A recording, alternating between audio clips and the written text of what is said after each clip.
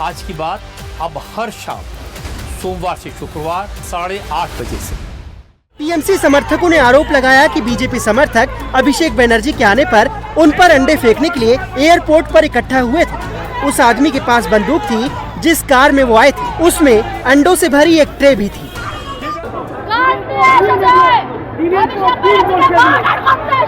मुझे आम दिखाया, मैं जब उसको पकड़ा मुझे आम दिखाया मार देने के लिए। अभिषेक बनर्जी को मारने आया था, ये आदमी अभिषेक बनर्जी को मारने आया था। हंगामे के बाद टीएमसी के कार्यकर्ता एयरपोर्ट के बाहर नारेबाजी करने लगे।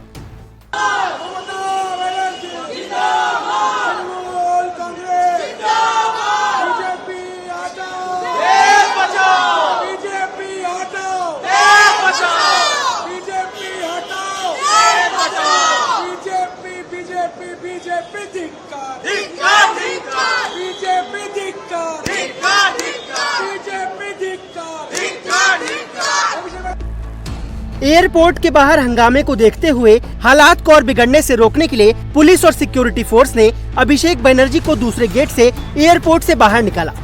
फिर देर रात अभिषेक कालीघाट स्थित अपने घर पहुंचे। वहां भी मीडिया का हुजूम उनका इंतजार कर रहा था, लेकिन अभिषेक ने किसी भी सवाल का जवाब नहीं दिया। वो सीधे अपने घर में चले गए। कोलकाता एयरपोर्ट पर हुए हंगामे को लेकर केंद्रीय मंत्री सुकांत मजूमदार ने लोगों से शांति बनाए रखने की अपील की। मजूमदार ने कहा कि लोगों को कानून पर भरोसा रखना चाहिए। जो भी दोषी हैं, उन्हें कानून के मुताबिक सजा जरूर मिलेगी। किसी को कानून हाथ में लेने की जरूरत नहीं है। देखिए, ये तो हर जगह में देखने को मिल रहा है। मैं लोगों से इतना ही अपील करूंगा, शांति बनाए रखे। इस तरीके की चीजें होनी नहीं चाहिए। सबको कानून के ऊपर भरोसा रखना चाहिए। कानून जो दोषी है उनको सजा देंगे। इससे पहले अभिषेक बनर्जी ने शुक्रवार को लोकसभा स्पीकर ओम बिरला से दिल्ली में मुलाकात की। इस दौरान उन्होंने टीएमसी के 20 बागी सांसदों को अयोग्य ठहराने की मांग करते हुए 20 याचिकाएं सौंपी। इस दौरान अभिषेक ने स्पीकर से टीएमसी के बागी सांसदों की सदस्यता रद्द करने की मांग की। अभिषेक की तरफ से कहा गया कि बागी सांसदों ने दूसरी पार्टी ज्वाइन की है, ऐसी स्थिति में उनकी सदस्यता रद्द होनी चाहिए। अभिषेक ने तर्क दिया कि ये मर्जर तभी माना जाएगा जब पूरी पार्टी संगठन के साथ मर्जर करे। अगर सिर्फ सदस्य मर्जर कर रहे हैं तो उनकी सदस्यता जानी चाहिए। आपको तृणमूल से दिक्कत है, हो ही सकता है। लगता है कि भाई बीजेपी आपका भी बहुत खास है, कोई दिक्कत नहीं, आप छोड़ दो तृणमूल का पद, आप एमपीशिप से रिजाइन दे दो, कोई मना नहीं कर रहे। चुनाव हो, फिर आप जरूरत पड़े तो बीजेपी का टिकट में जीत के आइए, फिर आप बैठिए यहाँ पे। अभी फिर मुलाकात होगा, उन्होंने बोला है कि मैं दूसरे पक्ष को भी सुनूंगा, फिर आपको दोबारा बुलाऊंगा। तो हम उम्मीद रखते हैं कि भाई हमने संविधान के सारे प्रावधान उनको दिखाए हैं। लोकसभा का अध्यक्ष, मैं अपेक्षा रखता हूं कि संविधान के हिसाब से काम करेगा और संविधान का गला नहीं घोटेगा। इस बीच टीएमसी में जारी बगावत के बीच ममता बनर्जी को बड़ा झटका लगा है। बागी विधायकों की शिकायत और पूर्व मंत्री अरूप विश्वास की पहल के बाद एचडीएफसी बैंक ने तृणमूल कांग्रेस की 3 बैंक खातों को फ्रीज कर दिया है। बताया जा रहा है कि इन खातों में 440 करोड़ रुपए जमा है। बागी विधायकों ने अपनी शिकायत में आरोप लगाया है कि ये रकम कट मनी और भ्रष्टाचार से जमा की गई हो सकती है।